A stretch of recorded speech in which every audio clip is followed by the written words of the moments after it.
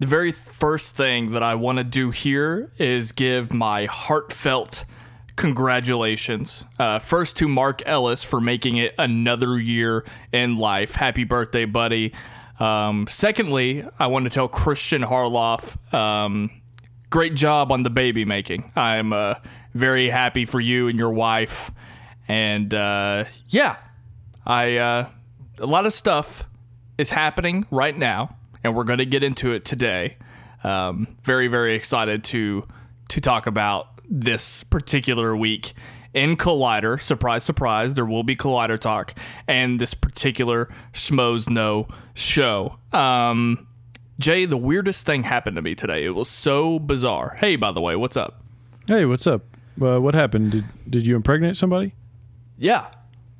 But before that, I was in my break room at work, and a newer employee was in there with me. And he said something along, I'll paraphrase the conversation. He said something along the lines of, "Are you Ryan Snelling?" I said, "Yeah." He goes, "Are you the host of After Schmoe?" I said, "Yeah." And my reaction was literally this. Like, I start blushing and I'm laughing because I thought it was such a bizarre thing. I'd never really encountered anything like that. I mean, we've met the guy Mitchell a couple weeks ago that was a fan of Schmoes Know and Collider, but even that situation was pretty different. Yeah, it was just a strange encounter. And he was like, I said, "Have you been listening to the show? Like, before you even knew who I was, or did you listen because you knew that I worked here?" He goes, "Oh, no, I've been listening to After Schmoe for about a year, and I've been following Schmoes Know since Alicia Malone and all that." And I was like, holy shit. So he was just telling me about his bizarre experience, how like one day he walked into the break room and saw my full name written down on a piece of paper. And so he was like, "Wait, the host of After Schmoe works here?" That's hilarious. I just thought that was so bizarre, and it was pretty cool. I'm not gonna lie, it was pretty cool. Yeah, we had a whole episode of Sight and Sound where we hung out with our friend Mitchell, like you were saying. The funnest thing about those interactions is to find out how far back they go. Like our buddy Mitchell was like, "Oh, I go back to AMC days," which I don't know. It's just always fun. It's fun interaction. Yeah, absolutely. His name is Christian Shepherd, by the way, and I assume that he's listening to this, so I wanted to give him a huge shout out. Is that really his name? Yes, you heard that right. His name is Christian Shepherd. The father of Jack Shepherd. That's right. So I wanted to give him a huge shout out. Anyway, let me tell you, you weren't going to ask me my thoughts on Christian getting pregnant? What? We can do it after the theme song. But first, I have to tell you about MeUndies. MeUndies are simply the softest, most comfortable underwear that you will ever wear. Once you try them, you won't ever want to wear anything else, unless you're naked or in a swimsuit. I think this is the last week that we're doing this, so you never have to hear that line again. For every other second of your life, there's MeUndies. Every pair of MeUndies is sustainably sourced and made from micro... What is that, Modal? You like that? A fabric that's 3 times softer than cotton. If you're used to buying packs of uncomfortable, boring underwear that only come in white, gray, black, or tan, MeUndies will change everything. Because MeUndies comes in all kinds of colors and patterns, and they release a new limited edition pattern each month. This month, it's called Celebrate. If you try MeUndies today, go get that Celebrate pattern and make sure that you use the promo code AFTER, MeUndies.com/after, to save 20% off of your first pair. You have to feel for yourself why so many people have bought MeUndies. If you don't love your first pair, they are free. Yes, they are free. That's how confident they are with their product. Get 20% off your first pair plus free shipping at MeUndies.com/after right now. Not /Beardo, /after. That's MeUndies.com/after.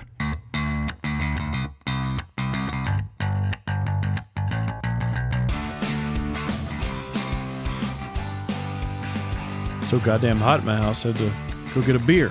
I was just about to talk about how hot I was in my room because I have to turn the fan off. Oh, yeah? Yeah, I have to turn the fan off in my room. That way it doesn't blow into the mic. Me too. Did you see somebody? So I was on, I'm assuming we've started the show. We have.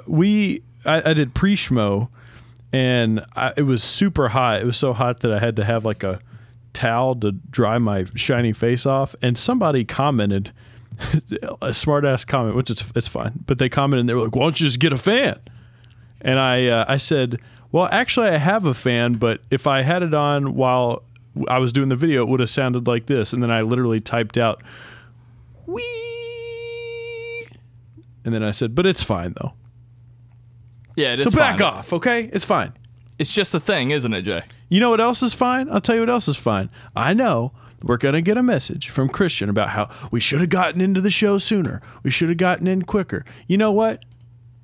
I think he should be ashamed of himself. The fans, they like us. What the hell are you talking about? We did that very promptly. He's not going to bring that up at all. But you know what? That's what we thought last time, is giving us notes. Relax. You realize that we went shorter this week than last week, and he didn't say anything to us, right? You never know what kind of mood he's in. I was going to say I designed it specifically so that wouldn't happen again, but okay. That's what you thought last time. Why are you starting off negative? Why did we switch chairs tonight? What's going on? Well, I'll tell you why, okay? What the hell's the matter with you? I'm going to tell you why, okay? So it's my fault, isn't it? No, it's not. It's always Christian's fault. So, look, you know what? Congratulations, Christian. You're going to have another kid. I just got to say this. I'm in this moment in my life, and I'm sure he can relate to this. I'm sure a bunch of people can. I'm in this point in my life. I'm almost 30. Everybody I know is having kids. I don't have any kids, so I'm like that single guy that's walking around. I'm like the Mark Ellis. All these people are having kids, and I'm the one who's like, "Hey, do you want to hang out?" They're like, "No, I got a kid." Ellis isn't single, but that's fine. But you know, I'm not single either. But you know what I'm saying? It's like, "Hey, do you want to go to a bar? You want to go hang out?" "No, I got a kid." And then they're all posting their kid pictures because they're in the kids club. So I'm a little salty about it. Okay. What I don't understand, wasn't it like a month ago where Christian was like teasing that he was ready to get back into stand-up? Like that just happened. He was just talking about that, and he's having another child, and Ellis gave him an opportunity to perform at Comic-Con, and he denied it. So that was a very quick change of pace for Christian Harloff. I mean, if I'm remembering that correctly, I'm fairly certain he said he was ready to get back into it and posting the link, but whatever, what have you. There's so much shit to talk about, so much, in fact, that we are not going to do a history lesson episode. Sorry, Christian, to see you go. But I actually... We'll see you later. Yeah, I want to talk about some Collider stuff first. All right, let's do it. You guys are talking about Collider now? I talked about this on pre-Schmoe. I addressed it. Well, I don't watch the show. But I know, you should have. It was crazy. I went on a huge rant. Are you going to do it again here? Well, you can. I sort of stole your thunder in pre-Schmoe. God damn it, Jay. About comments. It's okay. It's fine. Well, I've got something for Schmoeville later in the show that reminds me. Okay, let's talk about it. So, actually, another heartfelt congratulations to Mark Ellis for becoming Movie Talk's new host. I'd like to think that I have something to do with it, because I've been saying for months that Mark Ellis is the best Movie Talk host, but I'm so excited for him. I'm so excited for Movie Talk. I'm so excited for Collider, because I think so much new and fun stuff is happening over there right now. It's just... We've said it before, but I'm still feeling all of these great vibes. It's such a great time to be a fan of Collider. There's a ton of stuff, a ton of new stuff that we can be talking about here today. But I love the fact that he made it a point to say that he was going to make the show more diverse, which I think is great. And that's not something that Campia seem to be interested in doing, and so I'm glad that he is making it a point to do that. Allegedly, you're making that statement allegedly. Well, I'm confident in it, so I'm not gonna take it back. But how do you feel about this whole Mark Ellis hosting Movie Talk? It's funny because when I met Mark before doing the show, before taking in all this content, I sort of asked him how he balanced this whole sort of dual profession thing. He's got the Collider. He's more like a triple threat. He's a thrice employed individual. He runs Schmoes Know. he's got this Collider gig and he does stand-up comedy. And it was sort of funny. His take on it was that, stand-up comedy is an art form. That's what he's really passionate about. And he wakes up every day and gets to go to a job that he just feels lucky to do, which is great. But just knowing that he's got that sort of attitude, but yet things like this, getting a full-time hosting gig on Movie Talk, that's awesome. I think that's a really, really cool thing. You get these industry things, it's cutthroat, people trying to get ahead, and he was just this guy happy to be there, and his positive mental attitude has got him far in life. Good job, Mark. Yeah, great job, Mark. I really am truly excited for this change, and can't wait to see him in action and see all the changes that he implements, even the changes that he hasn't done already. I'm sure that new things will happen in the coming weeks. So yeah, I am, you know this about me, I am very bad at keeping inventory of all of my opinions. I don't remember what I say week to week. So you know what, we don't try to like uphold that though. No. I mean, we're not these people that are like, how dare you? I mean, we've always been the guys. Look, if you want facts, if you want details, get out of here. If you want a stat man, get out of here. We don't do that stuff. We're just a couple of guys hanging out. You know, one day I don't like Winter Soldier. One day it's the best movie I've ever seen. You got a problem with it? GFY. We're just some dudes. Yeah, I don't take inventory of anything that I say at all. But this whole Daily Heroes thing, it's baffling me. Because as far as I'm concerned, I don't think I've ever once had the idea on this show, and I've talked about Collider for weeks on a previous iteration of this show. I never once considered the fact that every single standalone show could go daily, given that it just become a 20 to 30 minute show. I don't know how I never once thought that could happen, but I don't know what the plan is for this Heroes thing beyond Comic-Con, but it certainly brings up the point that it could be a thing. 20 to 30 minutes every day. I'm sure that that might be a different challenge for, say, someone like Robert Meyer Burnett, who now has to show up daily, which might be fine. He might be into it, but for less time. I don't know how much I don't know how long the drive is to Collider Studios from where he lives. But if these particular pundits, they possibly could have a harder time getting there daily, and that might be what keeps them from going daily.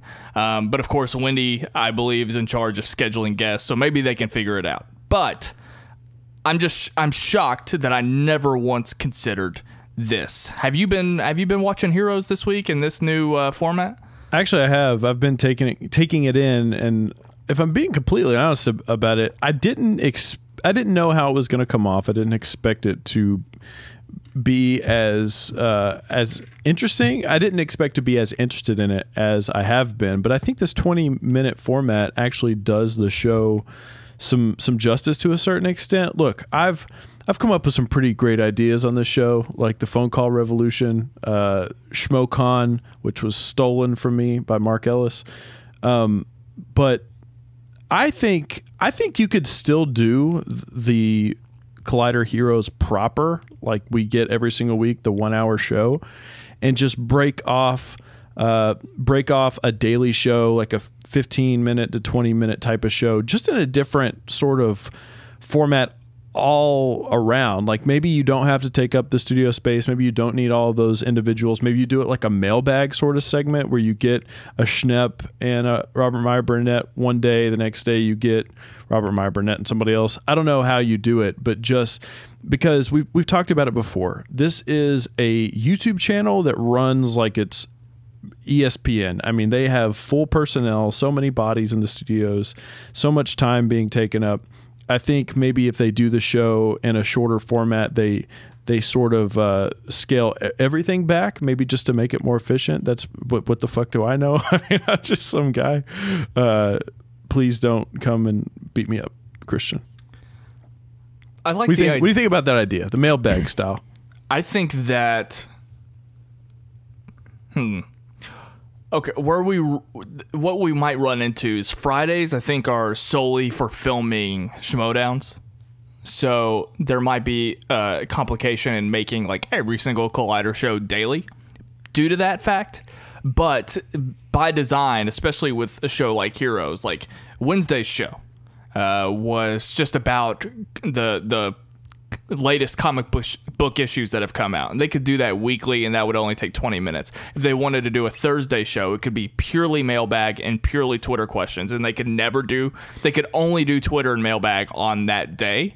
And so like Monday could be more of like the flagship, the Heroes proper, if you will, and Tuesday could be like a flashback show for like I don't know. They could basically, the segments that are used in a traditional show could actually just be broken up in different days, and then include the Wednesday pull show. I don't know. There's a couple of different ways that you could do it to where you can make Collider Heroes a daily thing. So maybe it's a little bit more complicated than I'm making it seem, but I'm just shocked that I never once considered it. Can I drop one more bomb on you? I'm gonna drop this bomb, and I'm super interested in what Schmoeville has to say about this. So I think, this is just my take, but I think one of the most underutilized things in the Collider sphere is that podcast feed. The podcast feed is just a copy and paste of the stuff that's shown on the YouTube channel.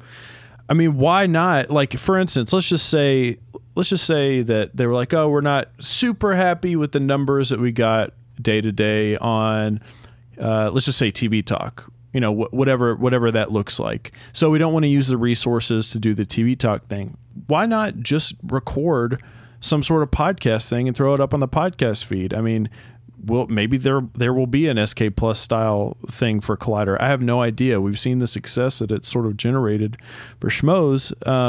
And I know the commentary is going to be centered around, you know, fatigue. Is there going to be too much content? But it's the same thing you and I always say. That's not for them to decide, really. That's for the people to decide. So why not just do it?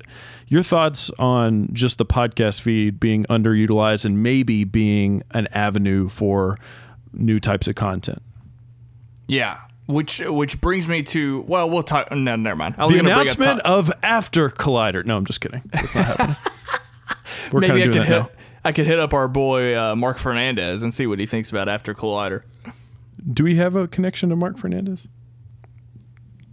Yeah, Christian.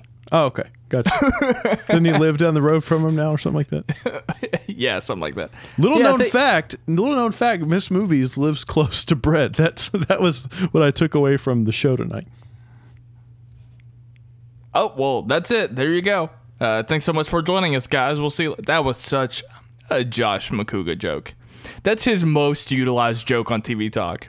Well, something horrible will happen, and he'll just say, "Well, that's it for today's show." Happens every Josh McCouga is anyway. So hacky. What a hack! What else happened in Collider? I feel like I had a million things that I wanted to bring up, and now they just all went out the window. I haven't watched Jedi Council yet. What about Schmoedown? Okay, two things. My God. Two things. Have we talked about things. Two things. You're breaking up like crazy. It sounds like you're just constantly interrupting me.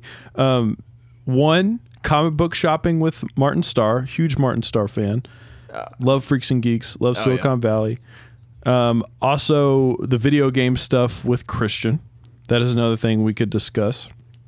And third, somebody in pre-Schmoe thought that the big announcement was going to be that you were going to be joining Christian in studio for a video game session. Why? I have no idea. I don't know why they would have thought that. That's so nuts. There's literally zero information out there that might inform that opinion. That makes no sense. Anyway, yeah, I want to talk about the Martin Starr thing. We were talking about how awkward the guests have been so far. Martin Starr was obviously purposefully awkward, and so I thought that was hilarious. It's still such a weird first 3 episodes for any show in existence. I would love to know what people think of the show that stumble upon the episode instead of being a Collider subscriber. I'm very curious as to how they might react to that. What do you think? It's kind of playing into tropes. I feel like, this whole thing of the comic book nerd, not necessarily, having the type of swag that you would think that they would do. I mean, I don't know. Is anybody going to come on there and be like, yo, what's good? We're up here on the comic book shopping with John Schnepp. I don't know. I don't know if Martin Starr is that guy, but he was very awkward. I think it just sort of lives up to the characterizations that he plays on his shows. Although Silicon Valley, his character, he does have an air of cool about him on that show. And we know this is like the second week we have confirmation that John Schnepp clearly does not explain the term sweaties before he actually says it in front of these people. So I can appreciate that. We might get every single episode of Comic Book Shopping where he has to explain to his guest what the hell he's talking about. But yeah, another fun episode. I very much enjoyed it. Again, the potential of this show every week. I'm surprised by the guests. Like, oh my God, they got Martin Starr.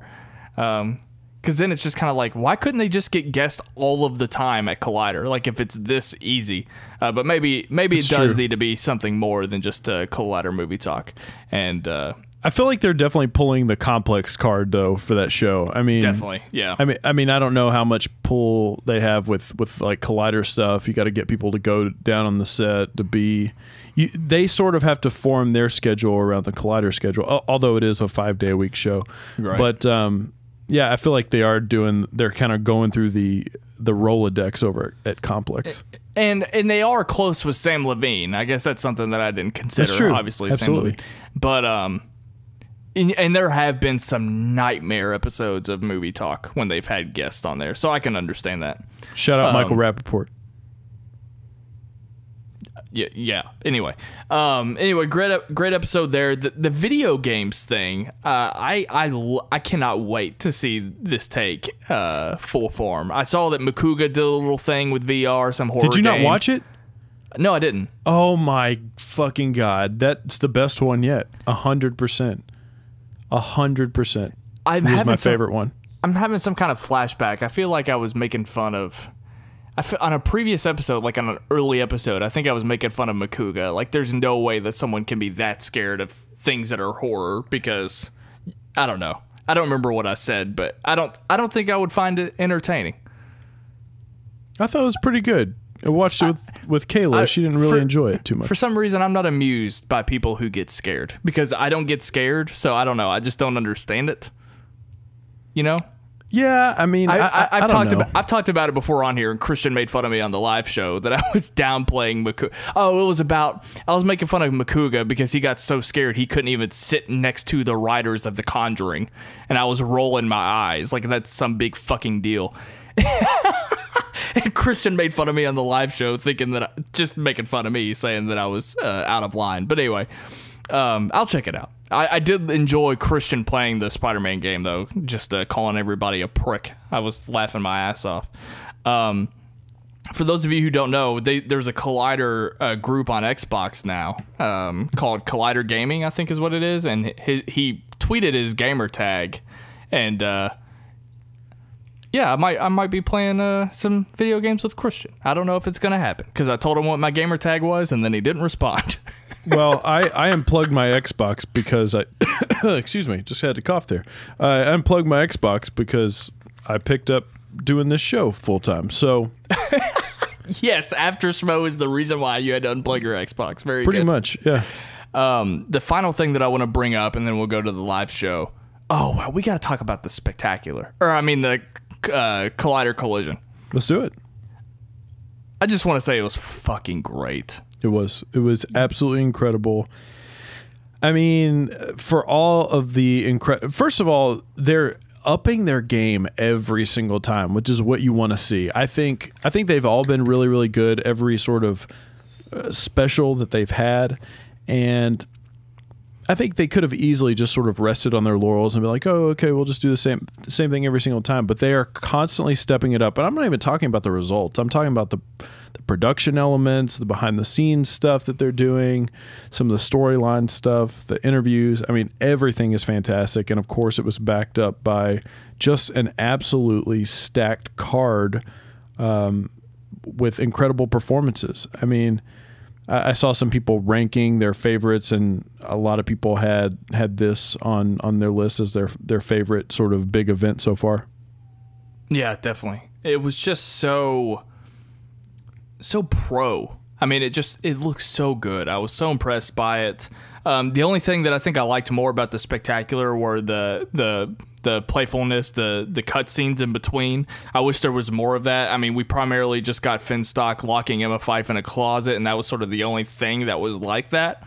But overall, I very much enjoyed this. I mean, it's the quickest, like, what, 3.5 hours that I've ever spent watching something. It was just so much fun, and there's not a whole lot more that I can say. I echo everything that you just said. The matches were great, and that three-way, such a great idea between those three people, and it did not go the way I expected. I couldn't believe that Riley fell so far back, but still a ton of respect to all three of those people. And yeah, I just had so much fun watching it. So I mean, I haven't gotten to talk about the Schmoedown in a long time, but I do want to say again that I feel so much pride, and I have nothing to do with it at all, but I'm so proud of Christian, and I'm proud of pretty much every single person that's involved, how seriously they take this and how much fun they have and how much they do for us with the Schmoedown. So I just want to express my gratitude.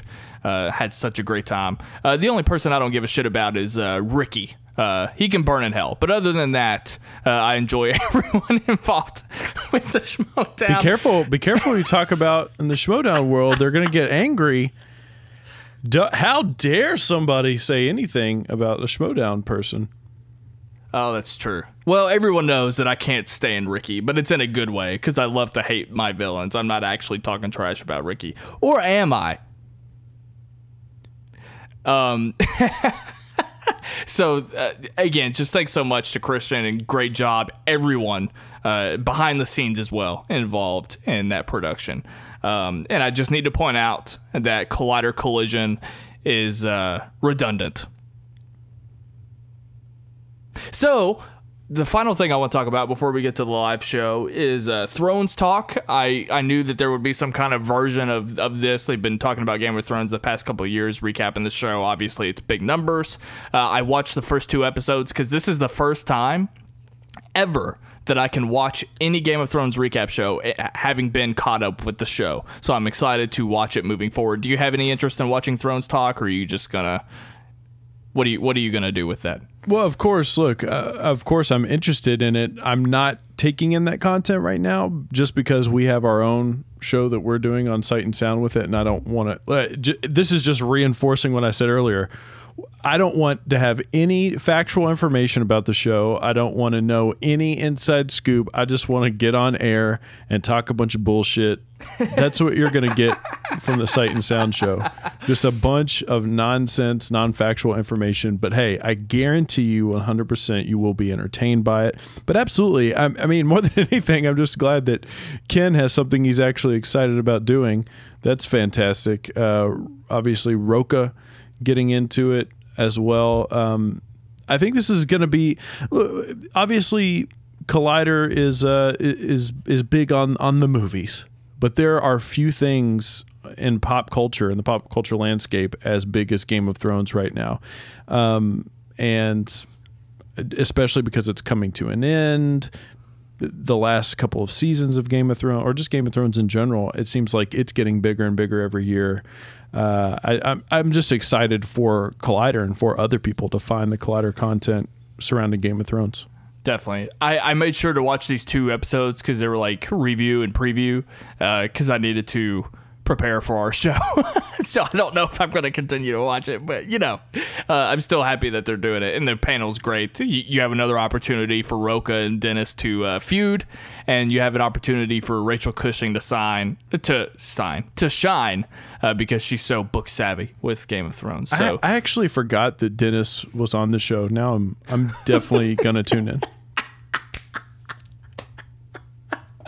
I'm a big fan of Dennis's work, especially behind the camera.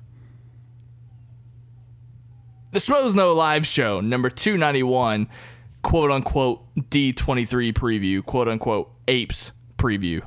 And we were expecting a big announcement. Christian Harloff tweeted out, messaged out, posted out, whatever, that this was a show that you should not miss. You had to watch it live because so much was going on. So much stuff went on, and I'm so excited to get into this. You know what didn't happen? What didn't happen? I don't think we got any Planet of the Apes talk at all. I don't think they brought it up once. And to be fair, that wasn't in the title of the episode, but that's what Ken announced at the beginning, that was part of the discussion. But it's actually fine, though, because so much other goodness went on. This was actually probably one of my favorite episodes that I've seen this year. I agree. Loved it. It was a ton of fun.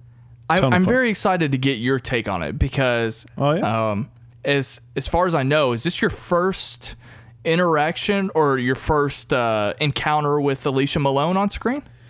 Live, obviously, while I've been watching the show. I don't know if you knew this or not, but I've only been doing this for a little bit now. So it's been like, 3 years or something like that since she's been on, 2 years. I've seen her before, obviously. I've gone through history lesson research, just go, late at night. Sometimes late at night, I like to watch some old Schmoe shit. Okay, I said it. Oh, yeah? There you go, Christian Harloff. That's Take nice. that. How's that? Yeah, take that. I'm a fan of your work. Take that. Absolutely. Is it time for the notes? Oh, yeah, we got to do that, don't we? Almost skipped Christian's favorite segment. My God. Guys, it's time for Jaye Williams' Stream of Consciousness Notes. We like to do this every week. He watches the show and just jots stuff down. Jay, take it away whenever That's right. These are your Schmoes Know live show Stream of Consciousness Notes brought to you by SightSoundPod.com. About damn time. That shirt looks fly as fuck on Ellis. Alicia Malone. I have a crush. Oh, Makuga is hosting the show now. What is this, Between the Sheets? Holy shit, Cobster's Jeremy Johns impression is great. I legitimately forgot Cobster didn't have a beard. All those sight and sound peeps on Schmoes, let's go! In reference to the Stardust thing. I can't get on fucking Stardust because I don't know the password to our account. Hashtag Rusty Christian. D23 prediction, you heard it here first. Donald Glover comes out for Han Solo and closes it out by singing a song from Lion King. Jesus Christ, Mark went nuts. The fourth chair curse strikes again.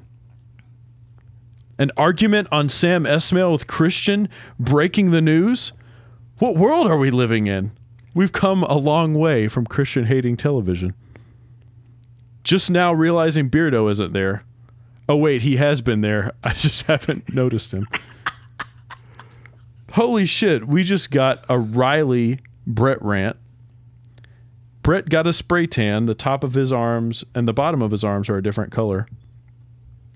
My God, Brett is fucking fire. And that is your Schmoes Know live show Stream of Consciousness Notes brought to you by SightSoundPod.com.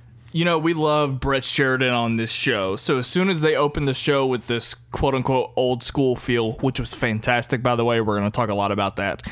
My mind instantly went to, but what about Brett? Like almost immediately when they announced, the whole point was that it was an old school feel. It was the original crew, the OG crew. I remember thinking, I wonder if Brett Sheridan is watching this crying. Because all right, listen. I'm just going to get this out of the way, okay? We've talked a lot since we've been doing this show about Brett, how we enjoy Brett. When he wasn't on the show for quite a while, I thought to myself, man, that kind of sucks. I guess we're not going to get Brett on the show. It's been 2 weeks. This will be the third week without Brett. It's kind of a bummer. And then he showed up, and I was excited. I knew that he was going to have a more abbreviated segment on this week's show.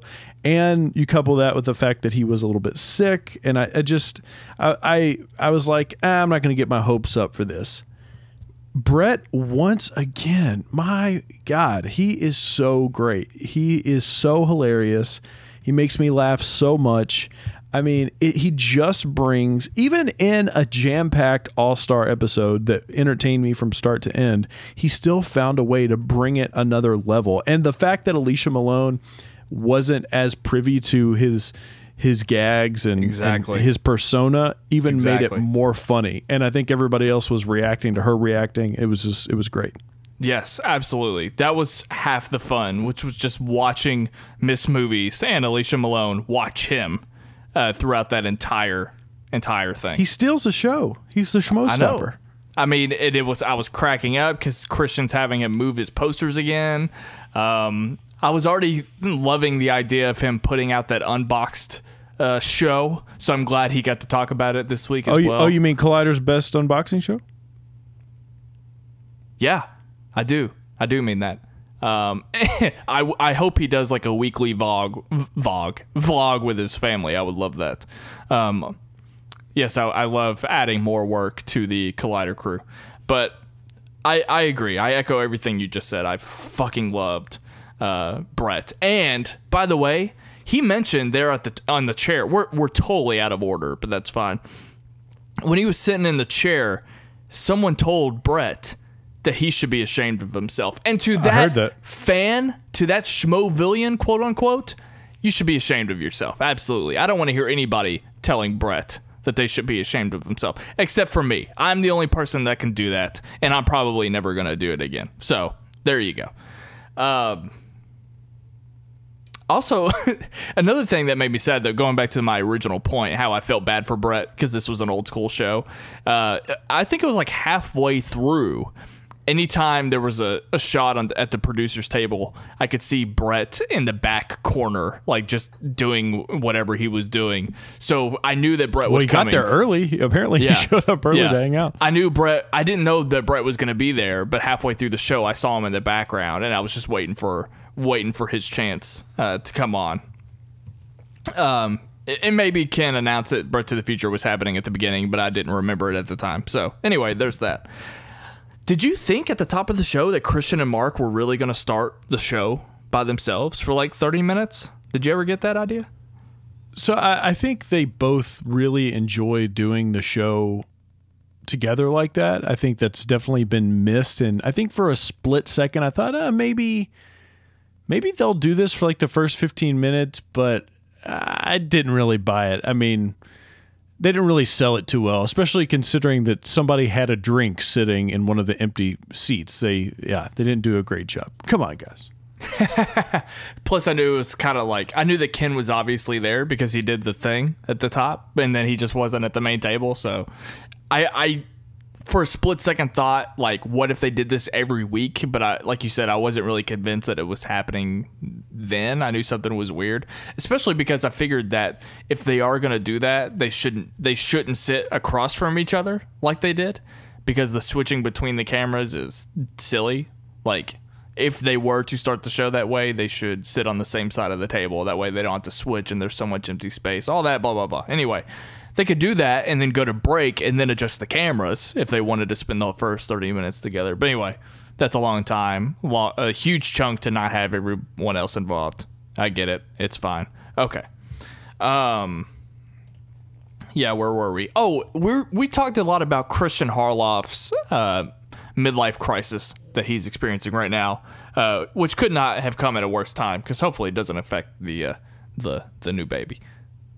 But I think everyone was experiencing some sort of midlife crisis, because they were like all in their feels about how they are the OG critics, and they feel like that they are being replaced by the rest of film YouTube and film podcasting.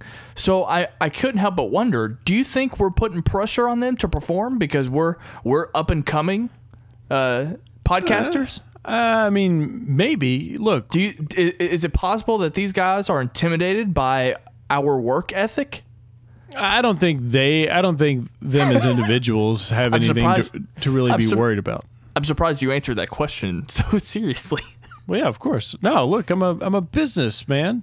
What does that mean? So, I think it's something. I think it's fascinating. They shouldn't have anything to be worried about, really, as individuals. I mean, Collider as a channel, they're the ones that have to sort of, and they're doing it, obviously. They have to figure out ways to sort of change and adapt to bring in new viewers and all this stuff, because attention is the currency that we're paying with here, right? And I mean, you got to find new ways to keep people's attention. So, but no, you know what, Riley, you're fine. Mark, you're fine. It's all good. Does Riley have hair plugs? I have no idea. Why would you ask a question like that? Because they said something like that. Didn't they? It was either like during the collision, or there was some joke somewhere where they talked about Riley's hair plugs, and then I put two and two together like, well, they do always have to mention his hair. So I was like, well, maybe that's, or I don't know, maybe they were just giving him shit, but I just thought it was a weird statement. I can't remember where I heard that, but it happened this week. Okay. I'm not going to ask you if you're going to buy it, because I already know that you're not going to buy it because you don't buy books in general. So it's not anything aimed at Alicia particularly, but I love the idea of her book, and I'm very excited for her. Absolutely. 100%. Yeah, I thought it was very cool. Very cool. And I love the idea that she got to interview some of her heroes and some of her favorite people. I think it's fascinating. I myself actually will buy the book well, I don't know. I might buy it hard copy, but I'll at least buy it on Kindle because I'd like to flip through it and check it out. I thought it was very cool, though. I'm interested more in maybe like an audiobook, especially I've like been very interested in audiobooks recently, considering I heard on Jedi Council they were talking about on Jedi Council an audiobook that for the new Star Wars book that's coming out that sounded really good. And I also heard on another podcast that Ryder Strong from Boy Meets World did the audiobook for the Red Hot Chili Peppers singer Anthony Kiedis's biography. So fuck yes. I mean, I'm just curious, like, can we get the audiobook version and hear like Finstock read Alicia Malone's book? That would be great. I'm sure Alicia hates Finstock, but that would be great. I would actually love it if Alicia just did the audiobook because she has such a great voice. Do you have a good Australian impression? I'm from Australia, mate. Yeah, is that how they sound? I'm from New Zealand. What's the difference? I don't know, but I like the way that sounds better. Okay, sounds good. Not only was Copster's Jeremy John's impression great, but his joke that he stole from us about Christian not looking at the camera was pretty good as well. Yeah, he clearly stole that joke. We know that he listens every single week just to make sure that we're doing our job, and then he passes the information along to Christian for Christian to give us notes. But how dare you just take a joke like that? You should be ashamed. You know what I realized? Speaking of wangers listening to our shows, I think ever since our little beef, I don't think RB3 has listened to a single episode that we've done since, here or at Sight and Sound. I think you might be right. I think he just sort of dips in. Look, it's fine. I do this from time to time with the podcasts that I'm also massive fans of. I sort of dip in and out whenever I'm interested. So it's perfectly fine. You have a spot in the Sight and Sound crew whenever you want to come back. Definitely. Thanks so much for including me. Wait. Can I also say something about RB3? Sure. I just realized today that I have a DM from him on Twitter that I haven't responded to in months. Jay. That might be why he doesn't like us anymore. Jay. Anyway, thanks so much for including me in the Stardust app montage, guys. Whoever put that together, thank you. Even though I'm clearly the only person that's not doing anything funny, I was taking myself very seriously. That was my hot take. I designed that for that reaction, and I was the only one not being entertaining. So I don't know why I was in there. It's not about you. Look, why is it got to be about your Stardust reaction? Let's talk about all of the amazing Schmovillians and Sight and Sound family that were featured on that. Christina, Luke. I literally was talking about how I was the only one that wasn't fitting into everyone else's. So it wasn't about how good mine was. I'm not saying the whole point was that everyone else was more entertaining and funny than I was, and that I shouldn't have been included was my entire point. But I did want to shout out Christina, like you said, and she ended up getting picked by Ellis to get the prize. So shout out to Christina. Nice job. Luke also got a prize from Collider. He won a signed Baby Driver poster and a hat. And he hadn't even seen the movie. Why did he film that upside down? What the hell was that? That was actually a great idea. I thought it was a smart idea. I don't know. I don't. Well, I think this time I'm gonna film it upside down. We did it because of Spider-Man, you fool. Oh, that's true. What the fuck is wrong with you? Oh, who's an idiot? Holy shit. Oh, man. What are you doing this podcast upside down? What's wrong with you? See, this is why my Stardust reaction did not fit into everyone else's, because everyone else clearly thought about that. Okay. I love the fact this is not something that I knew. So if I didn't know it, you definitely didn't know it. I loved the fact that they talked about Alicia was sort of the first to start costuming for the Schmoedown. I thought that was a very fun fact. I thought that was very cool. I also I think I did know, but I didn't really officially understand. Like, I didn't put it together that Alicia was actually responsible for the Indie Picks segment in general. So I kind of put two and two together there and was like, oh yeah, that makes sense. So that was cool. I liked hearing about, because I've seen her on previous episodes of their show. But as far as like from point A to point B, I don't have all of the context of her impact on the show, other than I know that every freaking person on earth loves her. So I did like hearing sort of the reminiscing and seeing what she's contributed to the show over the years. I thought that was pretty special. I thought it was. Here's the thing that I took away from her being on the show and her Indie Pick segment. I've never seen an Indie Pick segment before, especially from her, and I think it's awesome, and this just speaks to how much of a pro she is, because, look, that's a segment that could be relatively alienating to people, considering not many people or hardly anybody have seen some of the movies that she's actually watched, and the fact that she sort of ran through it as quickly and efficiently as she could, and sort of just kind of ran the table and stopped whenever somebody was like, oh yeah, I really want to see that. Is it good? It was just so well executed. I thought it was really, really nice. Really? See, actually, I didn't think it was as effective as it usually is, because when Sasha did it, she usually just gets the floor and she gives 3 movies, and it's more of like, you should watch this because. And I think, like, because the conversation was so loose last night, it wasn't as effective. But again, overall, this is what she's into, and I don't know if I need to tell you this. You might have picked up on this already, but she, I think, feels very, I don't want to say alienated, but I don't think she's always comfortable or quite at home with the Schmoes, and I think that's why she ended up leaving. Well, I have other theories, considering the fact that the first time she comes back onto the show happens to be a couple of weeks after Campia is out of the building, but that's one theory. But the other thing is, I think she left because she's actually not really all about superhero movies and big blockbusters. She, again, is much more passionate about the indies and the art of film. She does work for Turner Classic Movies, their brand new streaming service called Filmstruck. She's the host of that. So she's very much involved in classics and indies, things like that. And I don't think modern day cinema is for her. And I think that's one of the reasons why she ultimately ended up leaving the show and doesn't get as excited over the things that they typically talk about. But I do like the fact that she got to do this segment again. So anyway, all around, I thought it was very cool.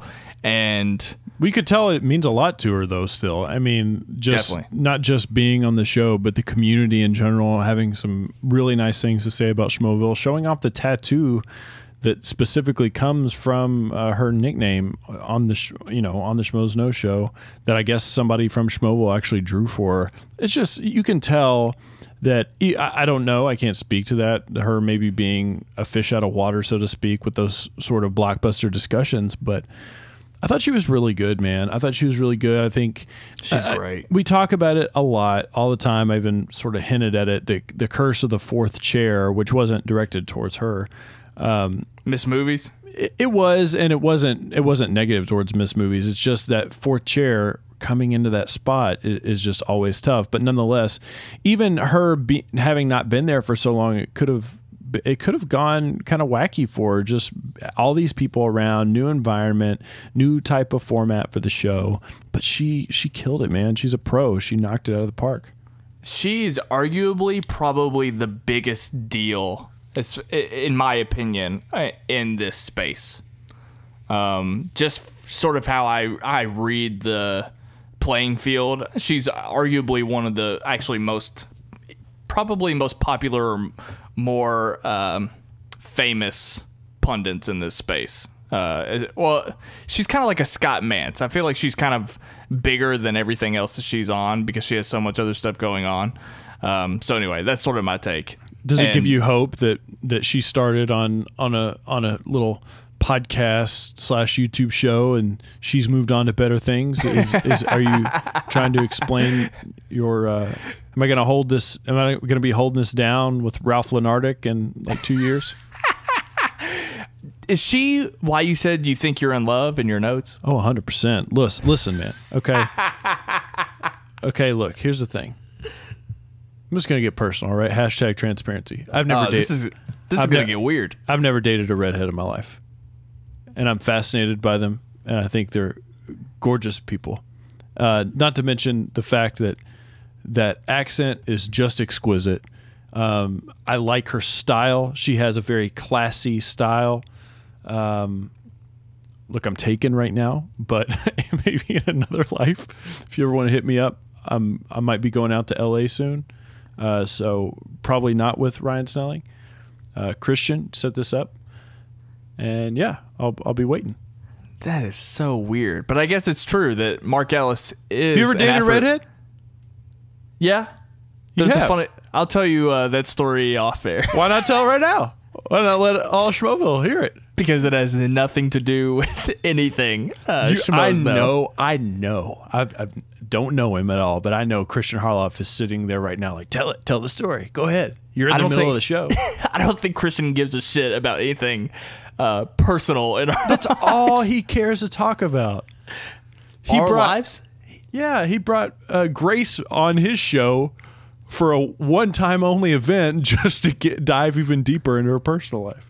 Well, has Christian Harloff ever had one of us on his show? It's not about us. That's what we were just fucking talking about. What the hell is wrong with you? On our show, let your own star shine. I don't know what's happening. It's very late. Let's keep going. How did you feel about Ellis getting pissed at Christian? Because I loved it.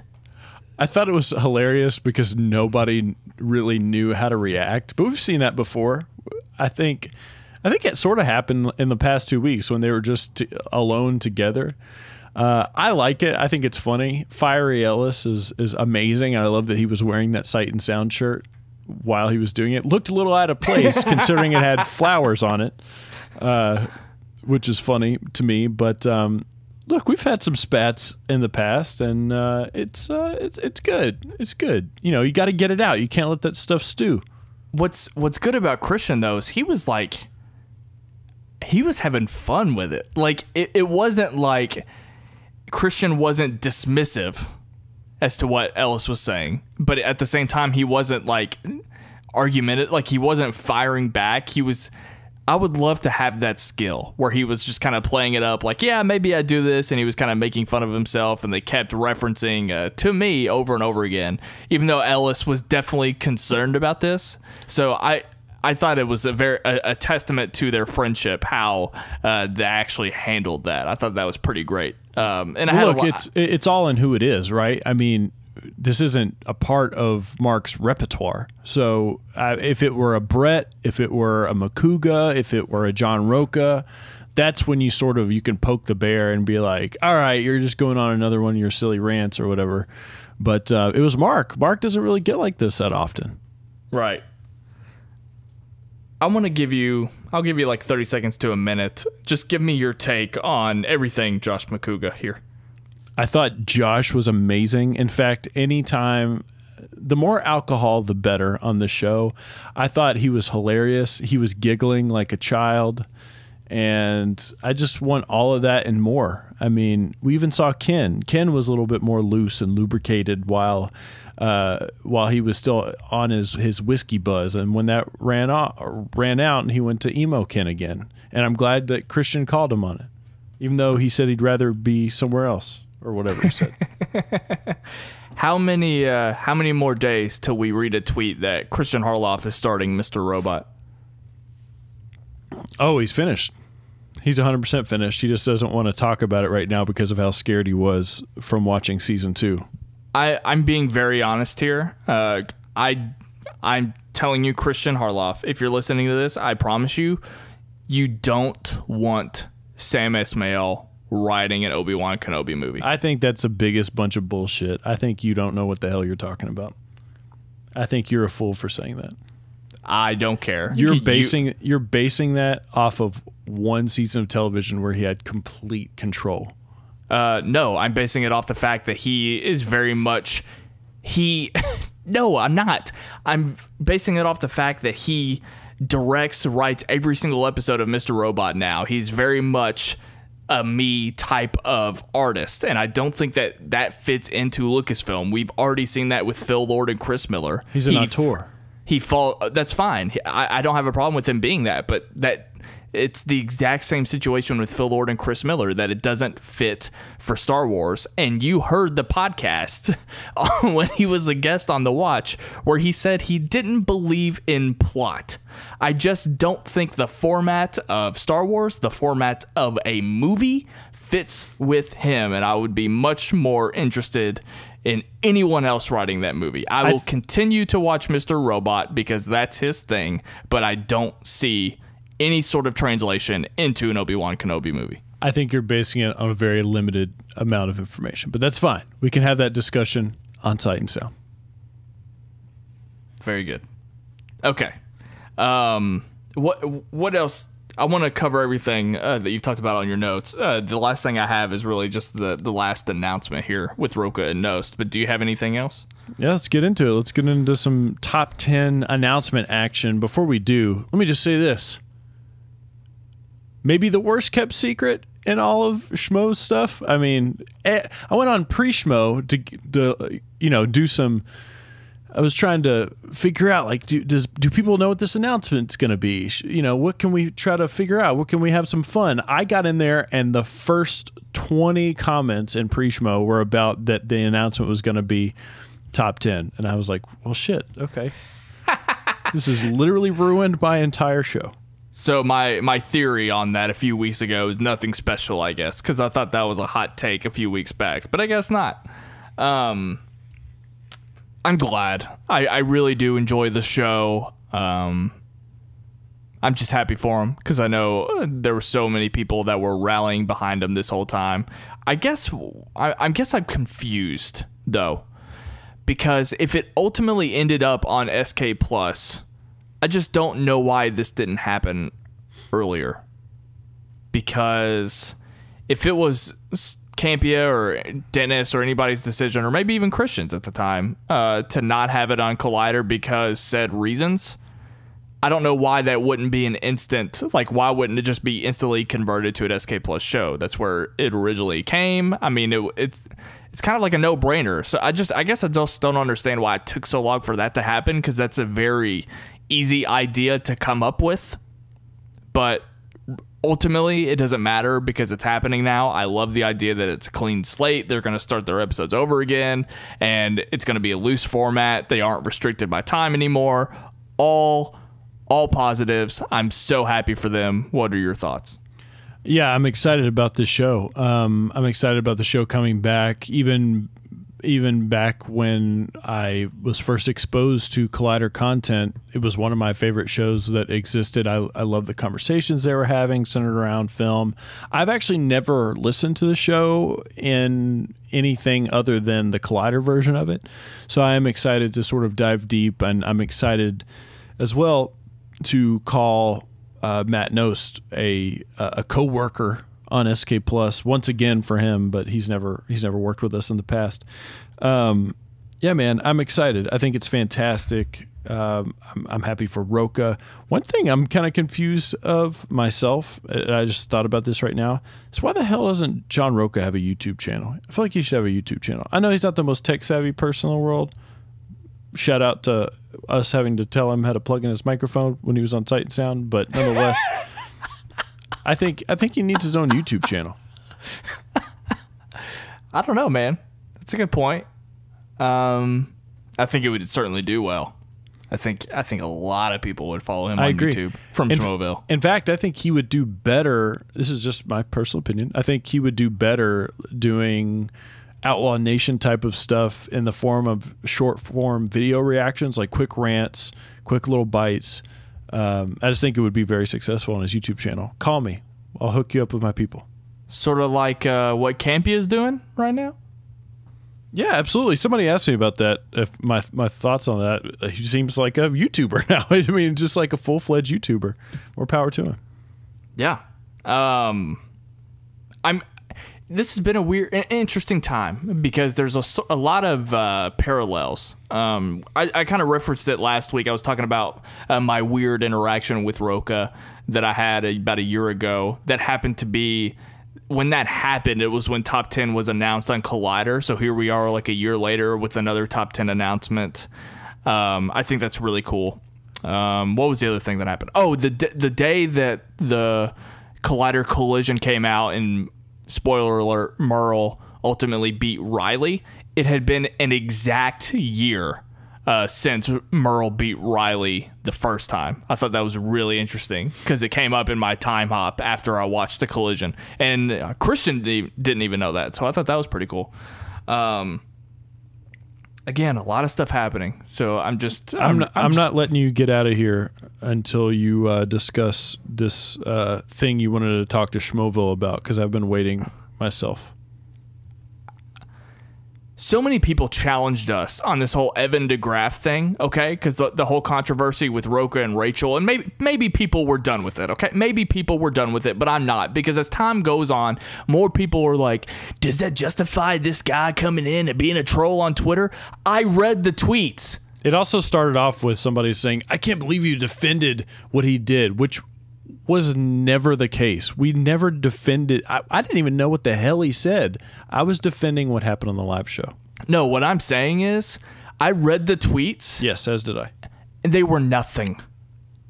They were more than nothing. They were super nothing. They were nothing. Evan, people are acting like, people that are getting mad at Evan, people are acting like he was being malicious. He really was not. I mean, I thought it was the most nothing thing. So you can say that I'm defending Evan or whatever. My point is that I don't know, and we talked about it last week, and I'll get off of this very quickly, but I'm here to say for a fact that what Evan did was literally nothing, and that I don't think these people at Collider and Schmoes should be taking it that seriously, especially doing it on air. I think that's a huge mistake. I don't like that idea. Yeah, I just don't like it. So it was nothing, and I think that everyone on the live show last week overreacted, and by everyone, I guess I am talking about mainly Rocha, but I didn't like that, and I thought it was just nothing, and I do people that are, again, saying that, does that give him a right to just say whatever the hell he wants to these people on YouTube? For one, he barely said anything malicious at all, and two, I expect these people on YouTube to ignore it. I really do. And to answer your question, yeah, it 100% gives him the right. He produces content for a channel that covers the Schmoedown. His job on that channel, regardless of... You're talking about Brian Davids. No, I'm not. I'm talking about Evan. He works for Take 3. Evan works for Take 3, and he actually provides commentary for Schmoedown stuff. And yeah, he has the right to say whatever he wants about that and be critical of things. 100% he does. So does anybody listening to this. You can be critical if you want to. Obviously, be respectful, and I thought he was fine. I mean, do you want to talk about the Brian stuff? No. Why? Other than I do want Nos to go on the show. I will say that. Okay. Well, All I'll say is that I want Nos to go on the show, so that I love that Christian is encouraging it, because I don't see any sort of way that Nos leaves with a positive impression. So right. I just want to for entertainment purposes, I just want to see that all unfold. Because I think the way that Roka reacted, I think we're just going to have Nost react the exact same way, and I would love to see that. Yeah, look, I mean, just so we don't have people asking us why we didn't talk about it, I mean, look, there was an interaction on the show between Brian and Roka. It caused some uproar after the fact. I think people need to chill out. It's fine. It's not a big deal. We're all having fun here. Are you So referencing relax. all of the comments from Roka's Schmoeville post? No, I'm reacting to Brian's reaction about it, blocking Roka. It's fine. Just chill out. Oh, it's yeah. Cool. Well, Yeah. That's why I thought you were talking about Brian, because he talks about the Schmoedown, and then they were anyway. Yeah, okay. Don't go blocking people. It's fine. Is that all you got? You shouldn't be blocking people. I haven't blocked anybody except that one crazy lunatic in Schmoeville. I can't think of his name now. There was some lunatic that was fucking harassing me. I've never blocked anybody in my life. I can't think of what his name was. I promote open discussion with people. Like, and if you annoy me, I just won't communicate with you. You can like mute him.